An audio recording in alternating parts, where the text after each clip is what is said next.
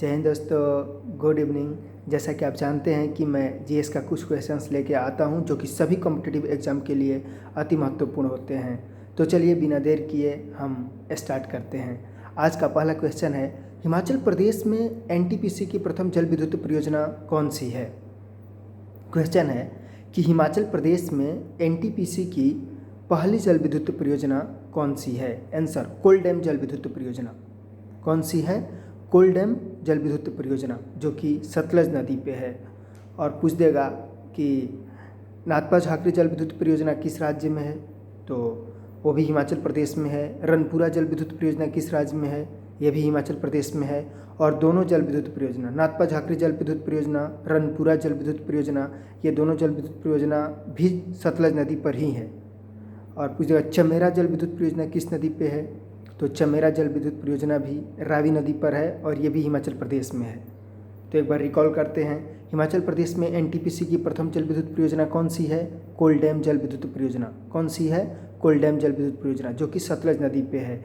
नाथपा झाकरी जल विद्युत परियोजना हिमाचल प्रदेश में सतलज नदी पे। रनपुरा जल विद्युत परियोजना हिमाचल प्रदेश में सतलज नदी पे। चमेरा जल विद्युत परियोजना हिमाचल प्रदेश में रावी नदी पर। हिमाचल प्रदेश में रावी नदी पर। नेक्स्ट क्वेश्चन है कि किस मुगल सम्राट को हिंदी गीतों की रचना का श्रेय प्राप्त है। किस मुगल सम्राट को हिंदी गीतों की रचना का श्रेय प्राप्त है। आंसर, शाहजहां को। आंसर, शाहजहां को। भले ही हिंदी गीतों की रचना का श्रेय शाहजहां को प्राप्त है, लेकिन हिंदी भाषा का सर्वाधिक विकास किस मुगल सम्राट के काल में हुआ? अकबर।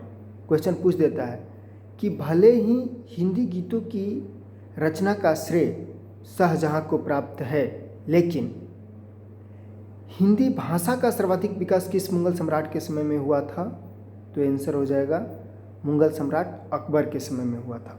नेक्स्ट क्वेश्चन है कि संघ लोक सेवा आयोग को रिपोर्ट किसको प्रस्तुत करनी होती है। क्वेश्चन है कि संघ लोक सेवा आयोग को रिपोर्ट किसको प्रस्तुत करनी होती है। आंसर, राष्ट्रपति को। किसको? राष्ट्रपति को। संघ लोक सेवा आयोग अपनी रिपोर्ट किसको प्रस्तुत करता है? राष्ट्रपति को। आर्टिकल 315 भारतीय संविधान में आर्टिकल 315 कहता है कि भारत में एक संघ लोक सेवा आयोग होगा। आर्टिकल 315 कहता है कि भारत में एक संघ लोक सेवा आयोग होगा। और आर्टिकल 316 कहता है कि संघ लोक सेवा आयोग के अध्यक्ष और सदस्यों की नियुक्ति राष्ट्रपति करेंगे। आर्टिकल 316 कहता है कि संघ लोक सेवा आयोग के अध्यक्ष और सदस्यों की नियुक्ति राष्ट्रपति करेंगे, तथा संघ लोक सेवा आयोग में कितने सदस्य होंगे इसका निर्धारण भी राष्ट्रपति करेंगे। और आर्टिकल 323 क्या कहता है? आर्टिकल 323 कहता है कि संघ लोक सेवा आयोग अपना रिपोर्ट राष्ट्रपति को सौंपेगा तथा राष्ट्रपति इस रिपोर्ट को संसद में प्रस्तुत करेंगे। अर्थात राष्ट्रपति इस रिपोर्ट को लोकसभा और राज्यसभा में प्रस्तुत करेंगे। आपने देखा कि आर्टिकल 315, आर्टिकल 316 और आर्टिकल 323। आर्टिकल 315 कहता है कि भारत में एक संघ लोक सेवा आयोग होगा। आर्टिकल 316 कहता है कि संघ लोक सेवा आयोग के अध्यक्ष और सदस्यों की नियुक्ति राष्ट्रपति करेंगे, तथा संघ लोक सेवा आयोग में सदस्यों की संख्या कितना होगा इसका निर्धारण भी राष्ट्रपति करते हैं। आर्टिकल 323 क्या कहता है कि संघ लोक सेवा आयोग अपना रिपोर्ट राष्ट्रपति को सौंपेगा तथा राष्ट्रपति इस रिपोर्ट को संसद में प्रस्तुत करेंगे। अर्थात इस रिपोर्ट को लोकसभा और राज्यसभा में प्रस्तुत करेंगे। नेक्स्ट क्वेश्चन है कि पंचायती राज प्रणाली पहले किन दो राज्यों में लागू हुई। पंचायती राज्य प्रणाली पहले किन दो राज्यों में लागू हुई। आंसर हो जाएगा राजस्थान और आंध्र प्रदेश में। पंचायती राज्य प्रणाली पहले किन दो राज्यों में लागू हुई। आंसर होगा राजस्थान और आंध्र प्रदेश में।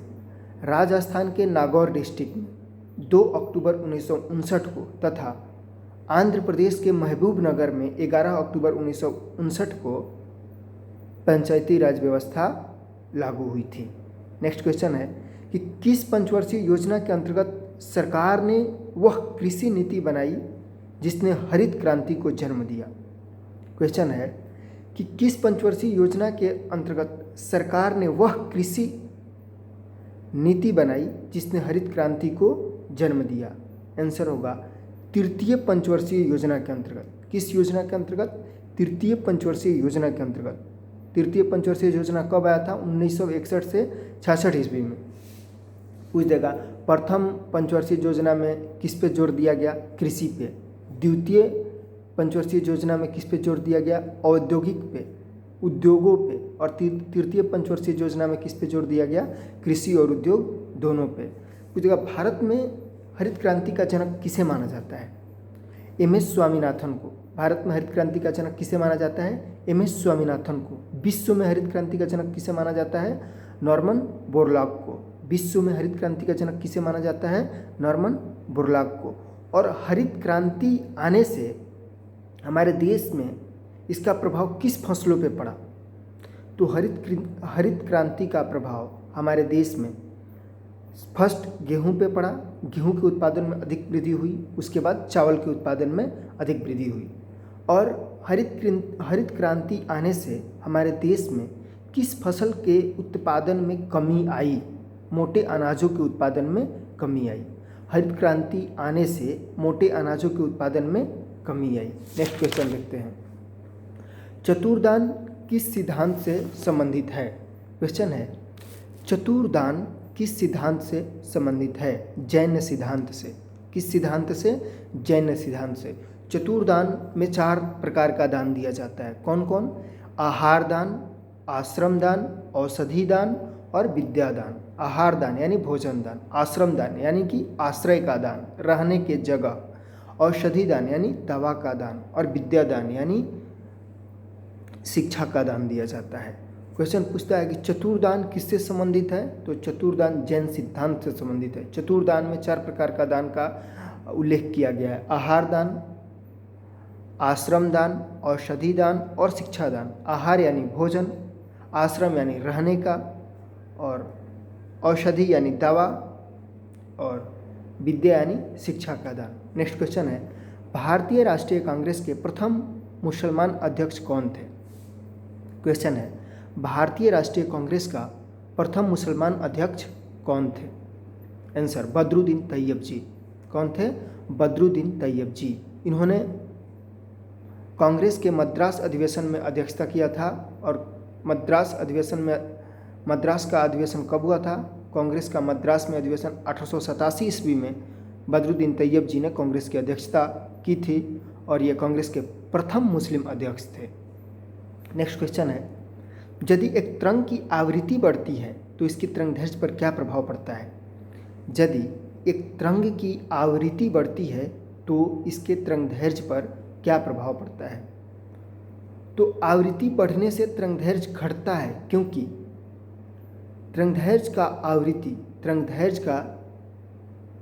क्योंकि किसी तरंग की आवृत्ति जो होता है वो उसके तरंगदैर्घ्य के व्युत्क्रमानुपाती होता है। किसी तरंग का जो आवृत्ति होता है उसके तरंगदैर्घ्य के व्युत्क्रमानुपाती होता है। एक सूत्र होता है n बराबर 1/t, जहाँ n किसी तरंग का आवृत्ति है और t उसका तरंगदैर्घ्य है, तो n बराबर 1/t होता है। नेक्स्ट क्वेश्चन है टेलीग्राफी का आविष्कार किसने किया था? टेलीग्राफी का आविष्कार किसने किया था? मोर्स ने किया था। किसने किया था? मोर्स ने किया था। टेलीग्राफी का आविष्कार किसने किया था? मोर्स ने किया था। नेक्स्ट क्वेश्चन है निर्वात में प्रकाश की चाल का मान क्या होता है? निर्वात यानी वैक्यूम में प्रकाश की चाल का मान क्या होता है? 3 × 10⁸ मीटर पर सेकेंड होता है, या इसको बोल सकते हैं 3 लाख किलोमीटर पर सेकेंड होता है। निर्वात में प्रकाश का चाल क्या होता है? 3 × 10⁸ मीटर पर सेकेंड या 3 लाख किलोमीटर पर सेकेंड या 3 लाख किलोमीटर पर सेकेंड। पूछ देगा प्रकाश का चाल मैक्सिमम किस में होता है? तो निर्वात में होता है। प्रकाश का चाल मैक्सिमम किस में होता है? निर्वात में होता है। पूछ देगा ध्वनि का चाल मैक्सिमम किस में होता है? ठोस में होता है। और ध्वनि का चाल न्यूनतम किस में होता है? निर्वात में होता है। ध्वनि का चाल निर्वात में 0 होता है। ध्वनि का चाल निर्वात में 0 होता है। नेक्स्ट क्वेश्चन है कि फिरोज शाह कोटला स्टेडियम का नया नाम क्या है। फिरोज शाह कोटला स्टेडियम का नया नाम क्या है। तो फिरोज शाह आंसर हो जाएगा फिरोज शाह कोटला स्टेडियम, जो कि न्यू दिल्ली में है, इसका नया नाम अरुण जेटली स्टेडियम है। और बोल देगा कि जीएसटी जब भारत में आया था तो उस समय वित्त मंत्री कौन थे। जीएसटी जब अपने देश में आया था तो उस समय वित्त मंत्री भी अरुण जेटली थे।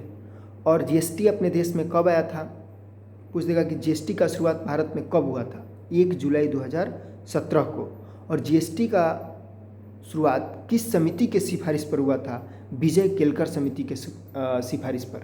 जीएसटी का शुरुआत भारत में, यानी जीएसटी भारत में किस समिति के सिफारिश पर लाई गई थी। विजय केलकर समिति के सिफारिश पर। नेक्स्ट क्वेश्चन है कि जीएसटी हमारे देश में किस संविधान संशोधन के तहत लाई गई। जीएसटी यानी गुड्स एंड सर्विस टैक्स हमारे देश में 101वां संविधान संशोधन 101 कॉन्स्टिट्यूशन अमेंडमेंट के अकॉर्डिंग हमारे देश में जीएसटी लाया गया था। पूछ देगा कि जीएसटी काउंसिल का अध्यक्ष कौन होता है। तो जीएसटी काउंसिल का अध्यक्ष वित्त मंत्री होता है, फाइनेंस मिनिस्टर। वर्तमान में फाइनेंस मिनिस्टर कौन है। तो वर्तमान में फाइनेंस मिनिस्टर निर्मला सीतारमण जी है, श्रीमती निर्मला सीतारमण जी हैं। नेक्स्ट क्वेश्चन है कि शंकरदेव किस नृत्य के संस्थापक हैं। शंकरदेव किस नृत्य के संस्थापक हैं। तो शंकरदेव सतरिया, सतरिया का आपने नाम सुना होगा।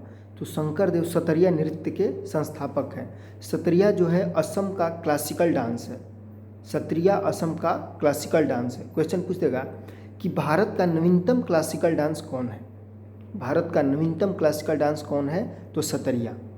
नेक्स्ट क्वेश्चन है कि किसे डॉक्टर भीमराव अंबेडकर द्वारा संविधान का हृदय या आत्मा बताया गया। किसे डॉक्टर भीमराव अंबेडकर द्वारा संविधान का हृदय या आत्मा बताया गया। आंसर हो जाएगा संवैधानिक उपचारों के अधिकार को। आंसर हो जाएगा संवैधानिक उपचारों के अधिकार को। संवैधानिक उपचारों का अधिकार आर्टिकल 32 में है। इसे संवैधानिक उपचारों का अधिकार जो है आर्टिकल 32 में है। इसे मिनी कॉन्स्टिट्यूशन भी कहा जाता है। आर्टिकल 32 को मिनी कॉन्स्टिट्यूशन भी कहा जाता है। पूछ देगा कि प्रारूप समिति के अध्यक्ष कौन थे। प्रारूप समिति के अध्यक्ष कौन थे। तो प्रारूप समिति के अध्यक्ष डॉक्टर भीमराव अंबेडकर थे। प्रारूप समिति का गठन कब किया गया था। तो 29 अगस्त 1947 ईस्वी में। प्रारूप समिति का गठन कब हुआ था। 29 अगस्त 1947 में। प्रारूप समिति में कितने सदस्य थे। 1+6 यानी 7 सदस्य थे, जिसमें एक अध्यक्ष और 6 सदस्य थे। और प्रारूप समिति के अध्यक्ष कौन थे। डॉक्टर भीमराव अंबेडकर थे। तो थैंक यू दोस्तों, बहुत बहुत धन्यवाद। और जो क्वेश्चंस अभी आपने सुना, इस क्वेश्चंस को मैं एक जय Hind study centre Telegram channel है, उस पर इसका मैं PDF डाल दूंगा। और मैं कोशिश करूंगा कि प्रतिदिन कुछ क्वेश्चंस GK GS का लाऊं, जो कि सभी कॉम्पिटिटिव एग्जाम के लिए अति महत्वपूर्ण होंगे। और थैंक यू, बहुत बहुत धन्यवाद आप सभी का।